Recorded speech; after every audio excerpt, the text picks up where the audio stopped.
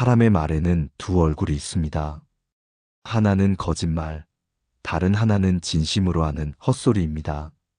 우리는 흔히 거짓말을 더 나쁘다고 생각하지만 사실 거짓말은 증거 앞에서 무너질 수 있습니다. 진짜 무서운 것은 진실에는 관심이 없으면서 자기 마음만 앞세우는 진심 어린 헛소리입니다. 그 말은 논리로 꺾을 수도 없고 사실로 교정할 수도 없습니다. 듣는 순간 우리는 흔들리고 지치고 때로는 삶의 중심을 놓쳐버리게 되죠. 오늘은 바로 이 헛소리에 흔들리지 않고 내 마음의 평정과 품위를 지키는 방법을 함께 나누어 보려 합니다. 말이 넘쳐나는 세상에서 어떤 말을 흘려보내야 하고 어떤 말을 붙잡아야 하는지 그 지혜를 차근차근 풀어드리겠습니다. 오늘 영상이 여러분의 삶에 작지만 깊은 울림이 되기를 바랍니다.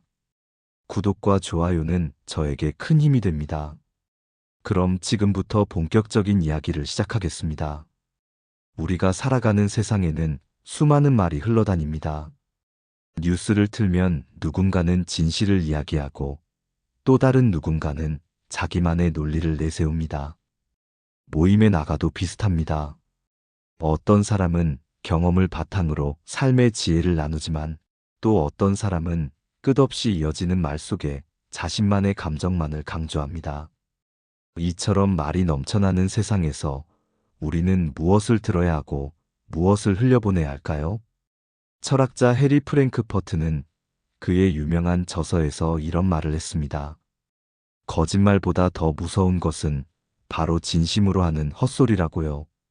거짓말은 최소한 진실이 무엇인지 알고 있습니다. 왜냐하면 거짓말을 하려면 먼저 사실을 알아야 하니까요. 하지만 헛소리는 다릅니다. 헛소리를 하는 사람은 애초에 진실에는 관심이 없습니다. 그저 자기 기분, 자기 생각, 자기 확신만을 앞세울 뿐입니다. 그래서 논리로 따져도 증거를 보여줘도 도무지 설득할 수가 없는 것이지요. 여러분도 혹시 이런 경험 있으시지 않나요? 혼이 담기지 않았어. 느낌이 별로야. 그건 다들 아는 상식이잖아. 이런 말을 들으면 순간 마음이 불편해집니다. 왜냐하면 반박할 길이 없기 때문입니다. 사실을 묻고 싶어도 상대는 애초에 사실에는 관심이 없으니까요. 남는 건 그저 내 마음속 불안과 피로뿐입니다. 철학적으로 보자면 헛소리의 본질은 관심의 결핍에 있습니다. 진실에 대한 관심이 없고 상대에 대한 존중도 없습니다. 오직 자기 감정을 중심에 놓고 세상을 해석하는 태도이지요. 그렇기 때문에 헛소리는 단순한 말실수가 아니라 하나의 태도이자 습관이라고 할 수 있습니다.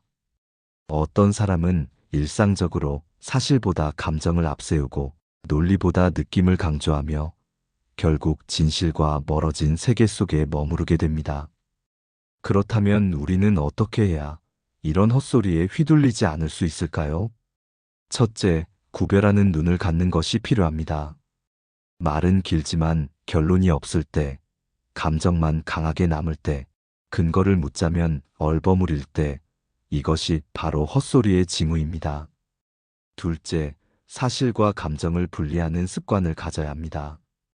이 말 속에서 사실은 무엇이고 단순한 감정은 무엇일까? 라고 마음속으로 질문해 보는 겁니다. 셋째, 거리두기입니다. 모든 관계를 끊으라는 뜻이 아닙니다. 다만 헛소리에 쉽게 휘말리는 상황, 예를 들어 1대1로 오래 대화하는 순간을 피하는 겁니다. 여러 사람이 있는 자리에서 이야기하면 헛소리의 힘은 훨씬 줄어듭니다. 여러분은 어떠신가요? 최근에 마음을 괜히 지치게 만든 말 하나쯤 떠오르시지 않나요? 그 말이 사실 때문이 아니라 단지 상대의 기분과 확신 때문이었다면 그것이 바로 헛소리였을지도 모릅니다. 결국 헛소리를 구별하는 힘은 우리 삶의 품격을 지켜주는 첫걸음입니다. 진실과 감정을 분리해보고 근거 없는 말에는 거리를 두는 습관을 들인다면 우리는 훨씬 더 평온한 일상을 살 수 있습니다. 앞에서 우리는 헛소리의 본질을 살펴봤습니다. 진실에 대한 관심은 없고 오직 자기 감정과 확신만 앞세우는 태도, 그것이 헛소리의 핵심이었지요. 그런데 이 헛소리가 우리 삶에서 더 무서운 이유가 있습니다. 바로 특정한 인간 유형과 만나면 훨씬 더 강력해지기 때문입니다. 그 대표적인 유형이 나르시시스트입니다. 나르시시스트는 자신이 항상 중심이어야 마음이 편합니다. 내가 빛나기 위해서는 남이 어두워져야 한다고 믿습니다. 내가 올라가기 위해서는 반드시 누군가가 내려가야 한다고 생각하지요. 그래서 그들의 말에는 늘 비교와 평가, 은근한 폄하가 숨어 있습니다. 칭찬은 독차지하려 하고 공로는 빼앗아가며 문제가 생기면 책임은 교묘하게 다른 사람에게 떠넘깁니다. 직장에서 이런 사람을 만난다면 어떻게 해야 할까요? 세 가지 원칙이 필요합니다. 첫째, 공로는 공개적으로 나누라. 개인적으로 받은 칭찬이나 성과는 쉽게 왜곡됩니다. 반대로 회의석상, 보고서, 공식 기록 속에 남는 공로는 누구도 빼앗을 수 없습니다. 둘째, 독대를 피하라. 나르시시스트는 둘만의 자리에서 책임을 전가하고 말을 왜곡합니다. 여러 사람이 있는 자리에서 대화를 나누면 헛소리가 힘을 잃습니다. 셋째, 기록을 습관화하라. 메신저 한 줄, 이메일 한 통이 훗날 내 권리를 지키는 강력한 증거가 됩니다. 여러분은 어떠신가요? 혹시 직장에서 공로를 빼앗기거나 억울하게 책임을 떠안은 경험 있으신가요? 그 순간 상대가 나르시시스트라면 애써 설득하려 하지 말고 공식적인 장치로 나를 지키는 것이 가장 현명한 방법입니다. 그런데 문제는 직장에만 있는 것이 아닙니다. 우리 주변의 친구나 가족 가운데도 끝없이 말을 쏟아내는 말 폭주자들이 있습니다. 이들은 크게 세 가지 유형으로 나눌 수 있습니다. 첫 번째는 계산적인 조종형입니다. 상대방의 약점을 파고들어 자기 이익을 챙기려는 경우죠. 이런 유형은 가능한 한 거리를 두는 게 최선입니다. 두 번째는 의존형입니다. 자기 얘기를 들어달라며 끝없이 붙잡습니다. 이때는 무조건 다 들어주기보다 말을 요약해 반영하는 방법이 효과적입니다. 내 말은 결국 이런 거구나 하고 정리해주면 대화의 끝이 보이기 시작합니다. 세 번째는 불안형 감정 배설자입니다. 명확한 목적 없이 불안과 짜증을 그대로 쏟아내는 경우입니다. 이때는 부드럽지만 단호하게 경계선을 그어야 합니다. 오늘은 여기까지 듣고 싶어. 내일 다시 이야기하자와 같이 내 한계를 알리는 말이 필요합니다. 여기서 중요한 것은 거리를 둔다고 해서 반드시 관계를 끊으라는 뜻은 아니라는 것입니다. 오히려 필요한 만큼의 거리를 두는 것이 관계를 오래 유지하는 지혜일 때가 많습니다. 철학적으로 말하자면 거리는 단절이 아니라 조율입니다. 서로의 삶이 건강하게 흐르도록 적당한 공간을 두는 것이지요. 여러분도 떠올려 보시겠습니까? 내 시간을 가장 많이 빼앗는 사람은 누구인가요? 혹시 그 사람이 단순히 말이 많은 것이 아니라 내 감정을 지치게 만드는 말 폭주자는 아니었나요? 결국 중요한 것은 나를 지키는 경계선입니다. 헛소리와 말 폭주자에게 휘둘리지 않으려면 나만의 원칙과 기록, 그리고 경계의 언어가 필요합니다. 그 순간 우리는 더 이상 흔들리는 존재가 아니라 자기 삶의 주인이 될 수 있습니다. 우리가 헛소리와 나르시시스트, 그리고 말 폭주자에 휘둘리는 이유 중 하나는 사실 우리 자신이 감정을 제대로 다루지 못하기 때문입니다. 상대의 말은 바람과 같아서 그 바람이 스쳐 지나가도록 내 마음이 단단하면 큰 흔들림이 없습니다. 그러나 내 마음이 이미 불안정하다면 작은 말 한마디에도 크게 흔들립니다. 그래서 이제는 감정을 다루는 법, 다시 말해 어른아이가 되지 않는 법을 살펴봐야 합니다. 여러분은 어른아이라는 말을 들어보셨나요?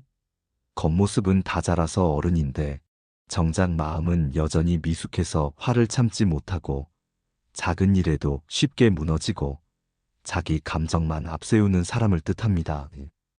철학적으로 표현하자면 나이는 어른이지만 영혼은 여전히 훈련되지 않은 상태에 머물러 있는 것이지요. 이런 모습은 어디서 비롯될까요? 심리학자들은 어린 시절의 경험에서 그 뿌리를 찾습니다. 부모가 아이의 감정을 대신 표현해주는 경우가 많습니다. 아이가 화를 내야 할 상황에 부모가 먼저 화를 내주고 아이가 기뻐해야 할 순간에 부모가 더 크게 기뻐해버리는 경우 말입니다. 그 결과 아이는 자기 감정을 주인공으로 경험하지 못한 채 자랍니다. 감정을 표현하는 법을 배우지 못했으니 어른이 되어서도 조절하지 못하는 것이지요. 그렇다면 우리는 지금부터라도 어떻게 달라질 수 있을까요? 4가지 방법을 소개합니다. 첫째, 감정의 강도를 수치화하는 습관을 가져야 합니다. 화가 났을 때 속으로 지금 내 화는 10점 만점에 몇 점일까? 라고 물어보는 겁니다. 만약 2점짜리 상황에서 7점의 화를 내고 있다면 스스로 과했다는 것을 깨닫게 됩니다. 이 인식만으로도 감정은 절반 가까이 줄어듭니다. 둘째, 말의 속도를 늦추는 것입니다. 철학자 아리스토텔레스는 절제야말로 인간을 인간답게 만드는 덕목이라고 했습니다. 말의 속도를 늦추는 행위는 단순한 절제가 아니라 분노를 가라앉히는 가장 쉬운 방법입니다. 평소보다 20%만 느리게 말해보세요. 호흡이 안정되고 마음도 차분해집니다. 셋째, 거울 대화 기법입니다. 상대방의 격한 말을 그대로 요약해 되비춰주는 겁니다. 그러니까 오늘 그 일이 정말 모욕적으로 느껴졌다는 거군요. 이렇게 말하면 상대는 자기 감정을 객관적으로 바라보게 됩니다. 마치 거울 속에 비친 얼굴을 보듯 자기 분노를 새삼스럽게 깨닫게 되죠. 그 순간 화는 한 발 물러서게 됩니다. 넷째, 공간적 거리두기입니다. 격한 순간에는 몸을 물리적으로 23m만 띄워도 분위기가 달라집니다. 서서 맞부딪히듯 말하면 감정은 고조되지만 앉아서 거리를 두고 이야기하면 몸이 먼저 안정되고 마음이 따라오게 됩니다. 여러분은 어떠신가요? 혹시 최근에 작은 일에 크게 화냈다가 후회한 적은 없으신가요? 그 순간 방금 말씀드린 방법 중 하나만이라도 떠올렸다면 결과가 달라지지 않았을까요? 철학자 스토아 학파는 이렇게 말했습니다. 외부의 사건은 우리를 흔들지 않는다. 우리를 흔드는 것은 그것에 대한 우리의 해석이다. 결국 감정을 다스린다는 것은 외부 세계를 통제하는 일이 아니라 내 안의 해석을 통제하는 일입니다. 따라서 우리는 이제 더 이상 어른아이로 살 수 없습니다. 나이가 들었다면 감정의 주도권도 성숙한 어른답게 내 손에 쥐어야 합니다. 화를 내야 할 때는 이점만큼만, 기뻐할 때는 온전히 나 자신이 주인공이 되어야 합니다. 그 과정에서 우리는 헛소리에 휘둘리지 않고 나르시시스트의 말에도 흔들리지 않으며 결국 자기 삶의 중심을 지켜낼 수 있습니다. 우리가 흔들리지 않는 삶을 살기 위해 마지막으로 살펴볼 주제는 실패를 대하는 태도입니다. 사람들은 흔히 거짓말에 속는 걸 두려워합니다. 그러나 진심 어린 헛소리에 더 쉽게 무너지는 이유는 이미 내 안이 실패와 두려움으로 흔들리고 있기 때문입니다. 그래서 실패를 어떻게 해석하느냐가 결국 내 삶의 방향을 결정짓습니다. 흔히 이런 말을 하죠. 내 그럴 줄 알았어. 사람이 실수했을 때 제일 먼저 튀어나오는 말입니다. 그러나 이 말은 참으로 위험합니다. 왜냐하면 개선의 길을 닫아버리기 때문이지요. 내 그럴 줄 알았어라는 말은 결과를 당연하게 만들고 행동의 변화를 가로막습니다. 결국 같은 실수가 반복되고 성장은 멈춥니다. 그렇다면 어떻게 달라져야 할까요? 첫째, 실패에서 단 하나의 핵심을 찾는 것입니다. 어디서 빗나갔는지 한 가지만 보자. 이 태도는 실패를 좌절이 아닌 배움의 기회로 바꿔줍니다. 둘째, 작은 개선에 집중하는 것입니다. 다음번에는 이 한 줄만 고쳐보자. 전체를 부정하지 않고 작은 변화를 시도할 때 실패는 더 이상 절망이 아니라 성숙의 징검다리가 됩니다. 셋째, 기록으로 남기는 것입니다. 오늘의 실패를 세 줄로 정리해보자. 간단한 기록은 마음속 회피를 막고 실수를 성장의 발판으로 바꿔줍니다. 그리고 중요한 습관 하나가 더 있습니다. 바로 실수를 유쾌하게 인정하는 나만의 시그니처 멘트를 갖는 겁니다. 오늘도 배움 1점 획득. 실수 세탁 완료. 이렇게 웃으며 인정하는 순간 실패는 무겁지 않고 오히려 나를 단단하게 만드는 친구가 됩니다. 여러분은 어떠신가요? 혹시 작은 실패 하나 때문에 내 인생이 끝난 것 같다는 생각에 빠진 적은 없으신가요? 그때 바로 이 멘트 하나를 꺼내 보시길 바랍니다. 실수는 무너뜨리는 낙인이 아니라 내일을 준비하는 연료라는 사실을 기억하세요. 또 하나 중요한 지혜는 자기만의 정의를 세우는 것입니다. 철학자들은 말합니다. 자기만의 정의가 없는 사람은 남의 말에 쉽게 휘둘린다고요. 사랑, 성공, 정의 이런 큰 주제에 대해 내 나름의 한 문장을 가져보는 겁니다. 성공이란 내가 살고 싶은 사회에 필요한 사람으로 사는 것. 행복이란 내 발로 걷고 내 마음으로 웃는 것. 이처럼 나만의 정의가 있다면 헛소리에 절대 흔들리지 않습니다. 결국 실패를 대하는 태도는 곧 내 삶의 주권을 확인하는 일입니다. 금지어 내 그럴 줄 알았어를 버리고 작은 개선을 찾고 유쾌하게 인정하며 나만의 정의를 세울 때 우리는 더 이상 실패에 무너지는 사람이 아니라 실패를 통해 성장하는 어른이 됩니다. 철학적으로 보면 실패는 끝이 아닙니다. 실패는 또 다른 시작이며 우리를 더 단단히 빚어내는 과정입니다. 넘어졌다는 건 다시 일어설 기회를 얻었다는 뜻이고 실수했다는 건 더 지혜롭게 변할 수 있다는 초대장입니다. 여러분, 이제 실패 앞에서 이렇게 말해보세요. 괜찮아. 오늘도 배움 하나 얻었다. 이 한마디가 바로 실패를 희망으로 바꾸는 가장 큰 힘입니다.